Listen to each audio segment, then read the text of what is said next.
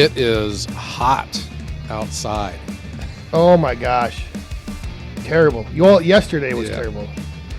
Yeah, it is hot. It is so hot. I saw the coyote chasing the roadrunner, and they were both walking. We had an interesting phenomenon happen. Yesterday, we had a heat advisory, really hot, but we also had the cottonwood trees shedding their cotton. So it was like a snowstorm during a heat advisory. You know you're having a bad day when it's snowing during a heat advisory. Oh gosh, yeah. Yeah. What a mess.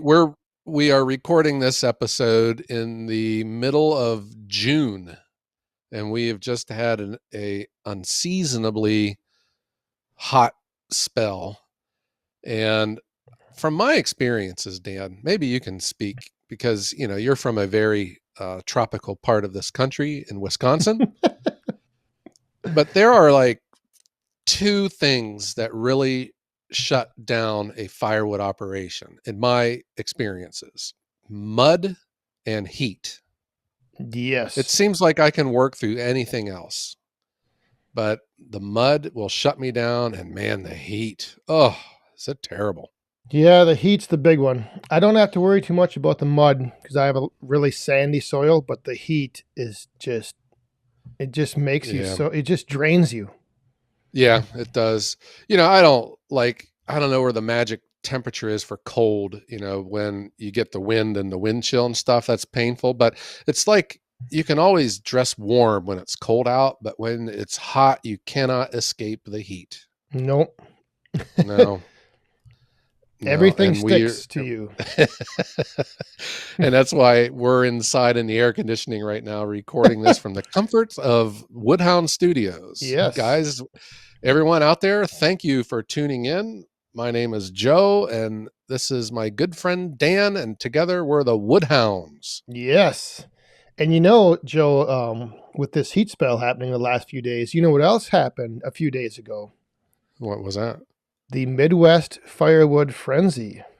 Oh, yeah. Yes. It was a great event that we had, the second annual Midwest Firewood Frenzy up here in Eau Claire, Wisconsin at the Wolf Ridge Manufacturing Center. And it was just a great time meeting everyone and just talking to them. And even though you weren't there, you sort of were. Would you care to explain that? Well, it just so happened that your old machine, the Yappa 365, was in attendance. Oh, I miss that thing. Good times. Yeah, people were enjoying seeing it run. It was a lot of fun. Yeah, we bought our new processor, and I traded that one in on it. And Bob from Metza Machines just considers it a legacy machine, and he asked if I would autograph it, so I did. Wow! I put the OWB signature on it and the dates that we had it, and I watched it right off in the distance. Well, everyone enjoyed seeing it and watching it run, and I enjoyed everyone who came out, meeting you, talking with you. So if you were there, thank you for tuning in. If you were on the live stream, thanks for tuning in. And Joe, I think next year we're going to have to get you up here. Yeah, I was planning to be out that way this summer for another function. I was asked to be a speaker at an event, and I was going to fly, but the flight was like, it was going to be like $900 from Cleveland to Madison, Wisconsin. And I was like, good night. I can't, you know, I mean, I know I'm awash with money because I sell firewood, but I'm not spending $900 on a flight to, oh my gosh. And then, you know, $5 gasoline to get your attention. Yeah. But isn't that just like a half a cord sale for you? It's like a half a month. Yeah. Oh, but anyhow, so we do have, I don't know if you saw, we do have a couple emails that came in. So you know what that means. once again. Ooh, yeah, it's our segment called Listener Mail. And this week we have actually, like I said, we have a couple emails. We have one from Joey Frank. Just want to give him a little shout out for sending in an email. And then we have one from Marcus Traber. And Marcus says, "Hello, and thanks for doing the show. I know it's time out of your week, but we listeners appreciate it." And his topic was, he was wondering, where do we get our wood? And if we would possibly reveal some of the trade secrets for getting wood. He just is looking for ideas on where to acquire wood. Oh, wow. Well, thank you, Marcus, for the question. And I would warn you to don't listen to anything I have to say, because if your livelihood depends on it, you will be out of business. And I don't know if you want to listen to what I have to say, because you may be in for a lot of work. Yeah. So in the business world, acquiring your product is a word they use, procurement. My procurement has been my biggest struggle in running an efficient firewood delivery service. For some reason, when I got into this business, I had just made the faulty assumption that firewood grows on trees, and I would always have a ready supply of logs to make in the product to sale. And that answer is no. It is a challenge finding wood. Now, I'm saying about finding wood on a scale of volume, with running a business that you Right. can, keep the house and put food on the table. Depending on what your volume needs are, if you are just looking for wood for, a summer's fire, campfires, or even just enough to get you through some cozy nights with your fireplace through the wintertime. In my opinion, I think it is very easy to find that amount of firewood throughout the year. And they're usually just sitting on the curb next to someone's mailbox. Yeah. Yep. Yeah. There's really, in my opinion, three ways. You go out and you get it yourself. You have like a tree service drop it off for you, or in your case, like you mentioned, you buy logs from a logger. Yeah. When I got started, I would go out to the woods. I made friends with property owners and farmers. These farmers hate trees, man, and they bulldoze them down. And I would ask, and they would say, "Sure, go get what you need."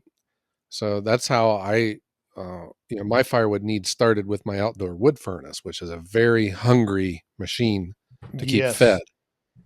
So I, just made my own network of just finding people and looking for trees that are down.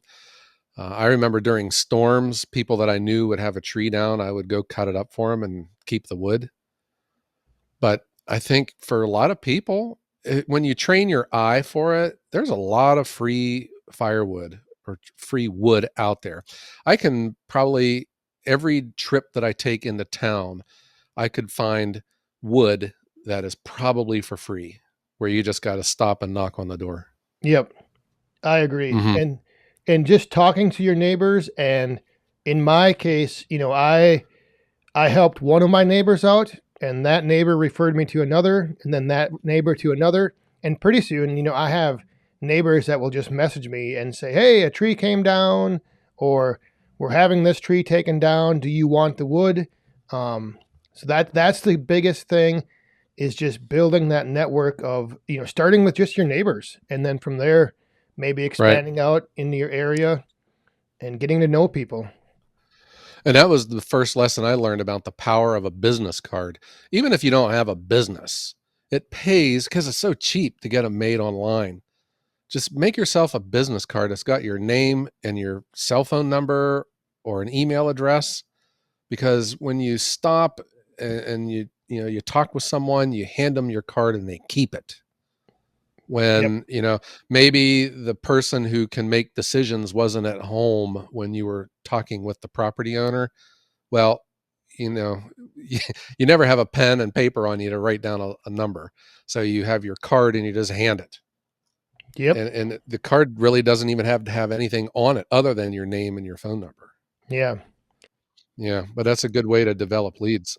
But with that option, like I mentioned, with that option is you also have to then be willing to do the work. Brushing out trees, removing branches, having a way to haul it back to your wood yard. So there is, there's work involved. Yeah.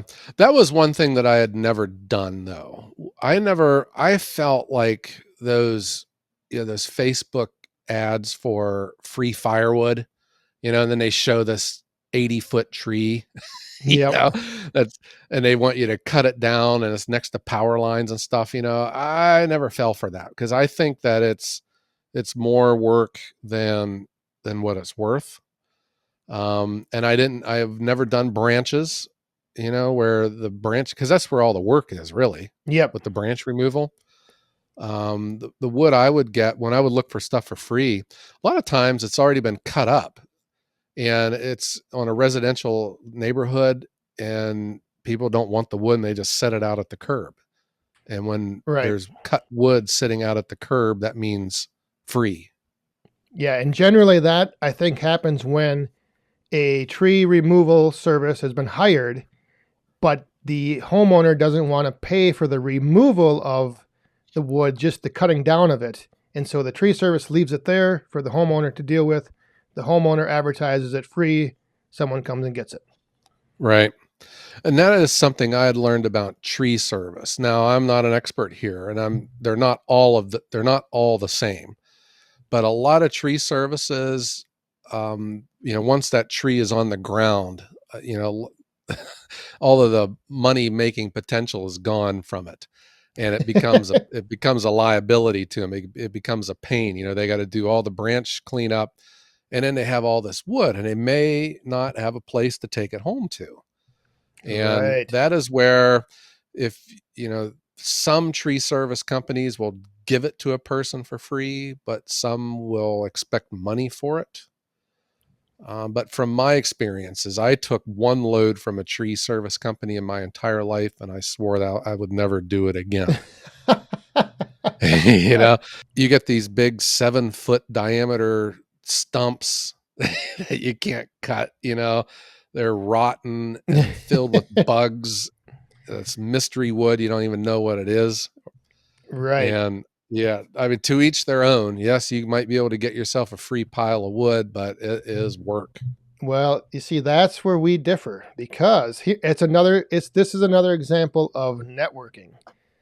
2 years ago, I got in pretty good to know a local tree service company here. And after a few loads of big, ugly, snarly stuff, Ugh. he was, appreciative of me helping him out when he was on my side of town just by taking the wood. So then he would call me and tell me what he had and ask if I wanted it. So Mm-hmm. I became selective in what he was bringing over, which is a There you go. huge advantage. Huge advantage. And that falls back upon networking and developing relationships. Yep. Where they still probably, I mean, they would prefer that you would take everything that they have, but you've pushed back, and now they know that you would only take some diameter or less. Well, they're not just going to tell you to beat it because they can still use you because they got Right. wood they need to get rid of. And there's probably someone else on their route that would take the big stuff. Yeah. But again, like you said, it does then sometimes equal a lot of work, and you might be able to be selective in the big gnarly stuff, but you aren't as selective in species that you're getting. And so Right. for me, with my boiler, it doesn't matter. It doesn't care what I put in it. It'll burn anything. And then Yeah. I can separate out the other stuff and use that to sell in the roadside stand. So for me, the tree service, I guess, option has just worked out great. I mean, Mm-hmm. I get more wood than I've been turning him away the last couple of weeks just because I have too much. Yeah. But isn't it now you're not getting these big stumps anymore though, but isn't No. it pretty demoralizing when you look outside and you see one out there and you think, "Oh, I gotta cut that thing up." And then Yes. you come out next month and it's still there. And then you come out next year and it's still there. Yep. Yeah, it Uh-huh. can be, but at some point you say, all right, I'm going to deal with this. You either get out your saw and noodle it down, or in my case, I throw it up on the Wolf Ridge and just start breaking it down. Yeah. Well, if I had a splitter like you, I probably would be more confident in taking big logs. Yeah, that helps. So that's another. So there's another aspect to, I guess, being even the going to get it yourself and tree service wood is you need equipment like probably a tractor to move the big stuff around. You need a splitter that can handle it.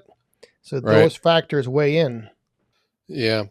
I when I started getting serious with volume, I was still going out into the woods, and I would bring home a pickup truck load at a time, and yeah, that just was a lot of work, and the thing that I hated the most eventually of doing that was unloading the truck when I got home, because I was mostly doing a lot of that work in the summertime when the ground was firm, where I could drive out through the field with my truck, but it was hot.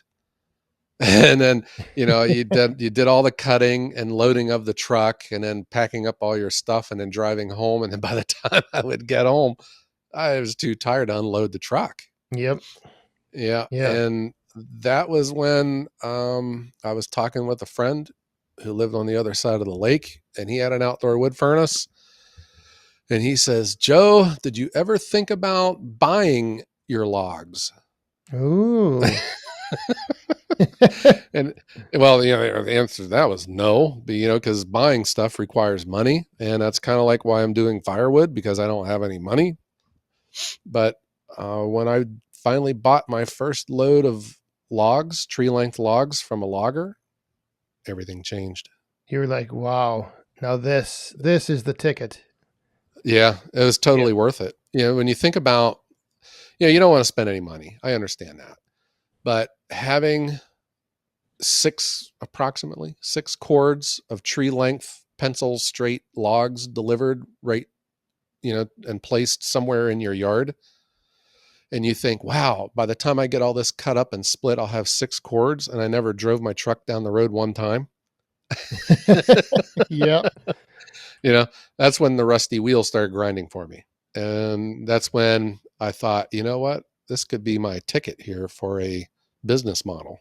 Yes. I started out Mm-hmm. with the I bought a load of logs. My very when I first started selling, and the plan was I was going to sell half the load and keep half the load for myself, but There you use go. the money I made to pay for the log. So basically, I would come out even. Sure. Well, then I realized just how much wood my boiler consumes during the winter. And I realized Yeah. to get 2 years ahead, I would need a lot of wood. So I went to the I went and found tree service companies. Yeah. This is a true story. I used to work in Cleveland, and I would take this off ramp off of 271 to where I used to work. And for about a month, there was a larger chunk of firewood laying on the shoulder of the highway. And I saw it every day that I would drive to work. And finally, after about a month, I just pulled off to the side of the road and put it in my trunk and went on my way. I Oh, couldn't let it just go to waste. I had to risk my life of getting ran over by a semi truck for that one stick of firewood. yeah, Yeah, boy. there are, Yeah, but the whole so back to the whole networking thing. When I met Rick, my urban logger, as I call him, instead of tree yeah, service, I call him the urban logger. It was just by chance I was driving to pick up my son from school. I saw a tree being taken down, and I just went up and talked to him, and that's all. That's all it took. And from Yeah. there, I mean, when I told him that I would take the load of wood, he kind of looked at me like, "Are you sure? Like, I don't believe you. You really want this? Are you kidding me?" Hmm. I've dealt with people before, and they always end up. That's the kind of look he gave me. But yeah, just a chance, encounter, driving by, pulled over, talked to him, and now 2.5 years later, I can be selective on the wood I get, and I can get as much as I want. Yeah. Well, that's great. I get a lot of questions on my YouTube channel on when I'll do a video of a load of logs being delivered by one of these triaxle trucks with a big crane on the back of them. And people say, "What do I got to do, Joe, to find these trucks?" And I always say, "Don't ask me," because you know, I this is my biggest struggle, and finding a reliable supply of logs. And but it gets down to it, and what I tell people is, especially if you have that card, you just look for the trucks, man. If you see Yep. one at the fueling station or maybe parked at a diner, go talk to the driver. They're trying to make a living too, and these log haulers, they either work for a logger or they're independent, but it's still part of a network. And if they have your name and number and address, and especially if your place is easy to get in and out of, you might find yourself, with too much, Yeah. too many logs. Right. I've yet to have that problem, but I do what I can. But it's like what you said, the ability to have the confidence too, just to stop and approach someone and ask. I mean, what's the worst they're going to say is no. Right. Yep. That's all that's going to happen is they'll either say no, or they might know someone, or like, it gets the ball rolling, and you never know where it might lead. Yeah. And the other thing I'd learned too, now I don't know about tree service, but like the log haulers, they're not, it's not a customer service focused industry, and you got to keep on them. They're not Yes. like they're not going to follow up with you. You need to follow up with them. And if you do get a name and number, or if you can text them and stuff, maybe shoot them a text every couple of weeks just to make sure that you're still on their radar screen. Yeah. It's the opposite for me now. I mean, it used to be that way, but now I get a text from Rick, and he said, "Hey, you ready for more wood?" No, not yet. Just wait. Uh So, huh. but the other interesting thing that's happened with Rick, my buddy, is that he actually now has also started to get into firewood. So he will take logs to his yard, and then I can even go to his yard and pick and choose and take wood back for myself. So it's really just blossomed into just an awesome situation to be in. Yeah, that sounds like you did hit a home run there. Yeah. Hmm. I still struggle with me, and I shoot for 200 cords a year, and I have two log haulers that I deal with, but the one is independent and he works with multiple loggers. The other one kind of does his own thing.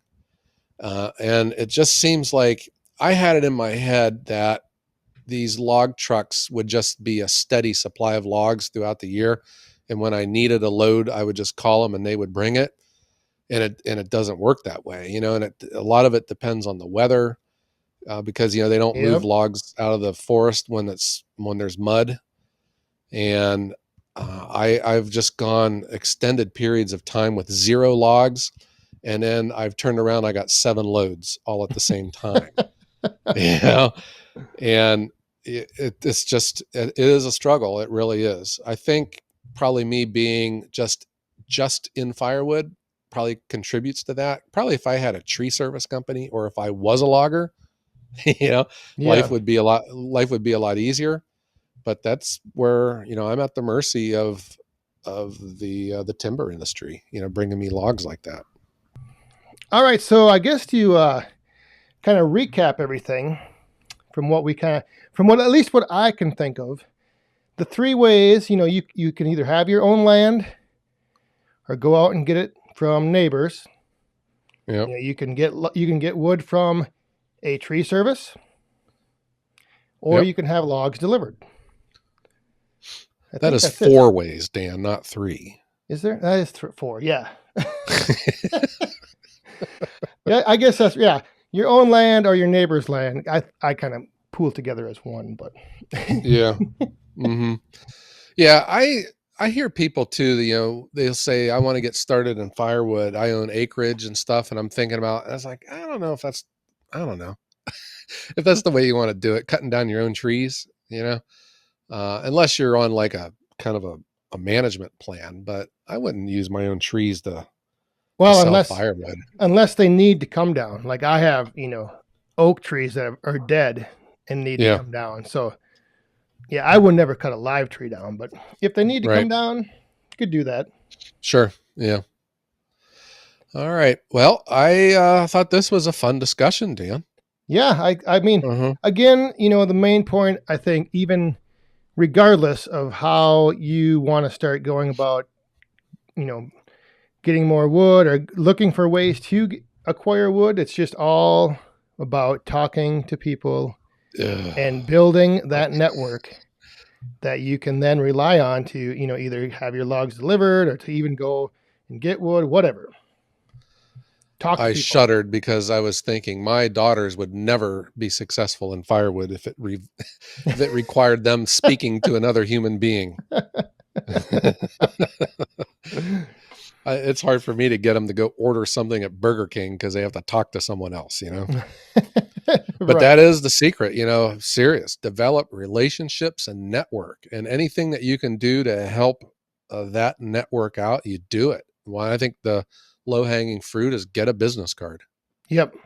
Mm-hmm. And Put then, something in the customer's hand. right. And then if you are invited or you do have gain access to someone's land, treat it as your own and, Yeah. leave it better than you found. I mean, it's the same thing with selling firewood.